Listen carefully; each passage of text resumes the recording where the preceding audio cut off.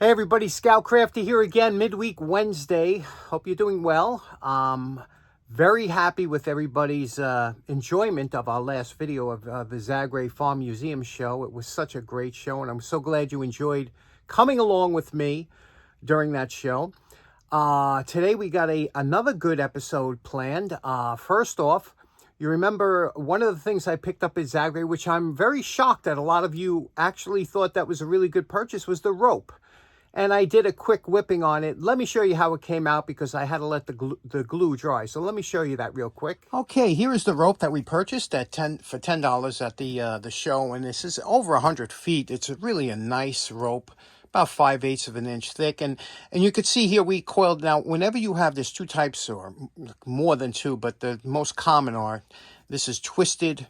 The way it's laid, it's twisted, and the other one is braided.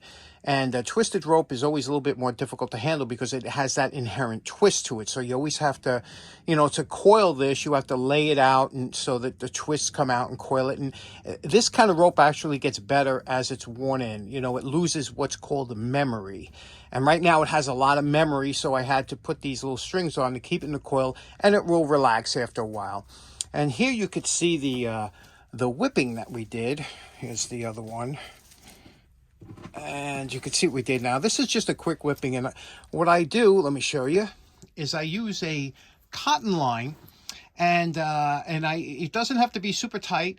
But what I found is with a upper line, and then you dip it up to about here in Carpenter's wood glue, which is tight bond. And you just let that sit overnight.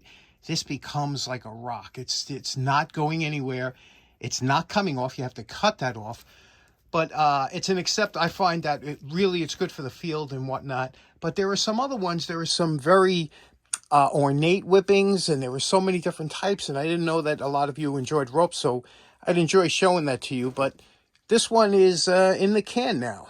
Okay, for today's project, as you know, I'm trying to get through a lot of projects that and viewer gifts that were given a long time ago. I don't take any more gifts into the show because we just got so much stuff to get to. However, again, last year, a good friend of the show, and he's actually my neighbor, John Cochran. He lives over here in about 3 blocks away, and I didn't, we didn't even know each other until he recognized some of the area from when I was filming. He says, I know that area. Anyway, John, he gave us a sledgehammer last year. We did that on the channel. Came out real nice. But John has his wife, Denise, his daughter, Lara, and I never even knew he had a son, I think it's John Jr., and John Jr. had found something in the poor man's flea market and thought of the show. And it wound up on a box on my porch. And like I said, this was months ago. So I couldn't wait. I was so excited to do it, but I wanted to wait till the right time. And now's the right time. Let me show you what this is. Okay, so I'm going to give you a couple seconds to try and figure out if you think you know what this is.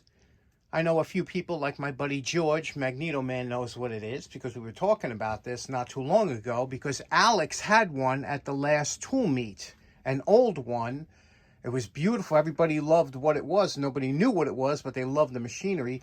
So take a look at this, see what it is. It's got a cutting wheel. It's got a motor here, obviously the electrical cord. It's got some kind of ominous-looking sharp wheel. And have you figured it out yet? Because it's really interesting. What this is, it's an Eastman Class 355 Lightning industrial material cutter. And this is slicker than snot. And let me show you how this works and how cool this is. It's heavy as a beast. But let me show you some of the cool features of this. Okay, now if you look down here, first of all, you'll see we have the cutting wheel here. This here is a guide, okay? Now, again, I've never used one of these, so I'm only just going by what I think it does. You see these little rollers here? The little rollers built into the base so that this could slide around. You could slide on whatever material, like usually they have like a board that they have the material on, the seamstresses and things like that, and they usually cut material, sometimes stacked up 15 or 20 deep, and it would roll across here and get cut here. Now, let me show you some interesting things. Here's the switch here, and you could see that's like a really interesting switch. This here, you see this? Tell me that's not cool. This is a sharpener. So if you're cutting and you notice it's starting to get a little dull, there's a little trigger here. You see this here? You would push this and watch what it does. It lowers the cutter onto the wheel and would sharpen it. You could sharpen it, you know, instantly. How interesting is that, huh? This has a phenolic handle, which is really nice. Some of them had a wooden one. Let's see. You could see here. I don't know if you could read this. It's 110 volts, 60 cycle, single phase. I guess that's 5 amps and 3,600 RPM. What do you say we try and clean this up? See if we can't get this operating. And is that not just, it just looks so awesome. So I don't know where John Jr. was, where he found this, but that is a good find.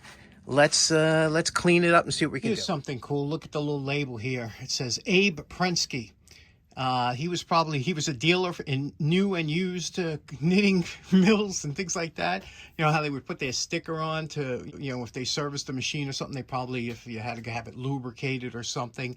Here's the two-prong connector. You could see here, this one here needs a little bit of looking after, but I think it'll work. And you could see how that would go on. This would push into here like this. You would tighten down on here. It looks like there was something else here, another keeper so that it wouldn't pop out. Somebody added this wire. You could see here, this looks like an old hanger. They put to keep the cord up and out of the way of the blade, which is a good idea because this blade, let me tell you, is super, super sharp and very intimidating. Now, we're going to plug it in just to see if it works, because if it don't work, then there's really no sense in going any further. So we'll just see if we can get it to run. So you know how these motors are usually pretty good to us. Let's plug it in and see what happens. Okay, I plugged it in, no sparks or anything. Now what we're going to do is I'm going to activate the switch. The switch is just a lever that comes up and activates here. It's really interesting. So I'm going to throw the switch. It's all covered in some kind of rubber, so I don't have to worry about shock. So I'm going to try this now.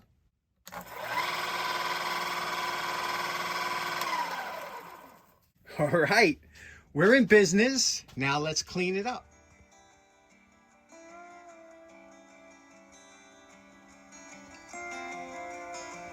Okay, everything's coming apart as expected. Look at this base plate here. You can see, I'm so glad I was able to take this off because it's, you know, it's a little difficult to try and do without taking it apart. But you can see here the rollers. You see these rollers, how they operate. You know, we'll clean them up. Right, this one here seems to be jammed up. Now, one thing, yeah, this one's jammed up, see? So it's important that you be able to take these apart. This blade, I'm going to wind up cutting myself before the day. It's just sharp. I should tape it up. Let me show you something interesting. Whenever you deal with any kind of industrial things, you're always going to find this. See this here? This is all the material. You see this? Material remnants of what they were cutting. This would probably be really good for cutting carpet, right? Don't you think? The way it is operated. Now you could see here that it was probably in some kind of non-climate controlled environment, because you can see here the, you know, the inherent rust that you get from that we find. So we'll clean all this up. We just want to get this into operational shape. Here's that switch I was talking about. The switch is actually here, okay? And you can see when you operate the switch here, you push this down and it just, a lever moves it over. Isn't that ingeniously simple? Just a lever. Same thing here. There's a lever for the sharpener that drives this rod that pulls this down, and this engages the wheel to sharpen. So very interesting. Here's the gearbox. The motor has a gearbox that runs this wheel.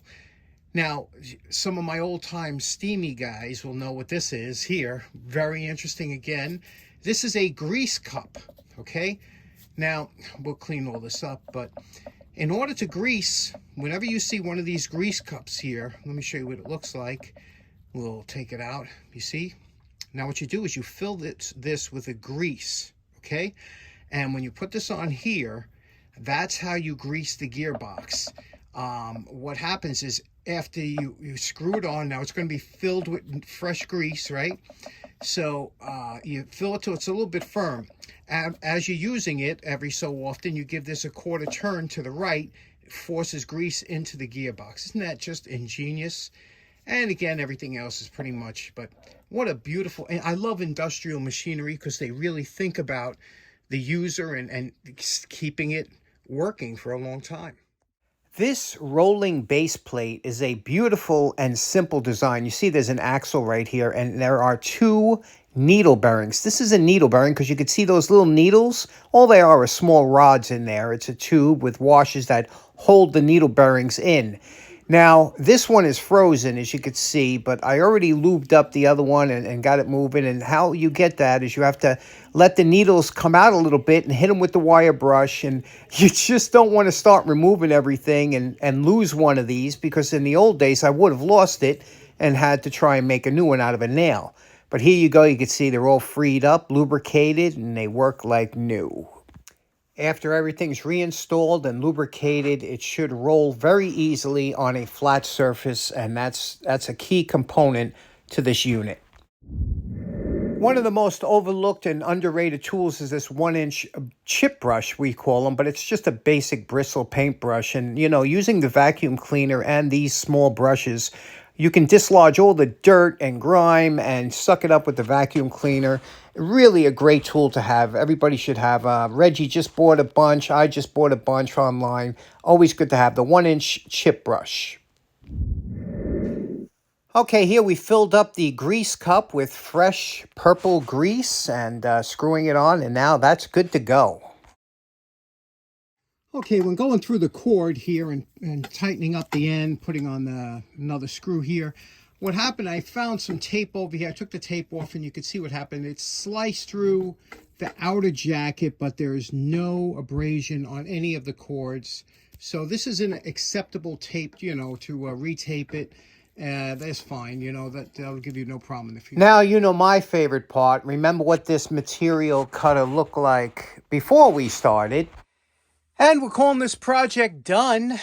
Let's take a look at what we did here. We did a extensive cleanup and lubrication on this. Took about 4.5 hours, but let me show you what we did. We got rid of all the rust and whatnot, and it's just a beautiful machine, isn't it? We were able to polish all this up using polishing compound and wax and get everything all cleaned up. We polished the top with aluminum, got rid of all the scuffs and even down here, there was a lot of corrosion. We got rid of all that. There's some zinc added stuff.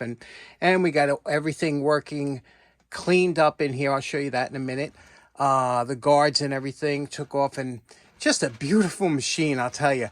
But what's even better is we took off the top end, lubricated. Like I said, the bearings are very, they're mostly sealed in here. The floor, we got this spinning nice so that it... You know, there's no more locked up needle bearings. And let me show you the innards. Now, here is the sharpening stone that comes down. And you could see here when we turn this around, turn around here, you could see that mechanism, how nicely that works now. This is all lubricated. New grease in the grease cup, cleaned up all in here. The blade is super sharp, like I was saying. Here's something I'm really proud of. Check this out. Look at the wire. Remember that strain relief they had on that wire, that wonky piece of hanger? Look at that. Look at that. Doesn't that look... Isn't that cool? I made that because that's a lot of times what they had. It's like a little spring action on there. Fixed all the wire up, so it's really in good shape. So what do you say we give it a shot and run this and see if it cuts anything? Okay, here we go. And again, the switch was lubricated and everything up here. So all you do is you just push it down. Look at that.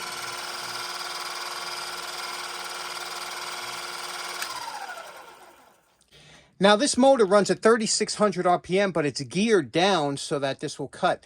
Well, let's give it the test. Let's see what it will cut. Now, I don't have any stacks of material, but I think this carpet would be a good test to see how it cuts. So what do you say we give it a shot? Let's turn it on.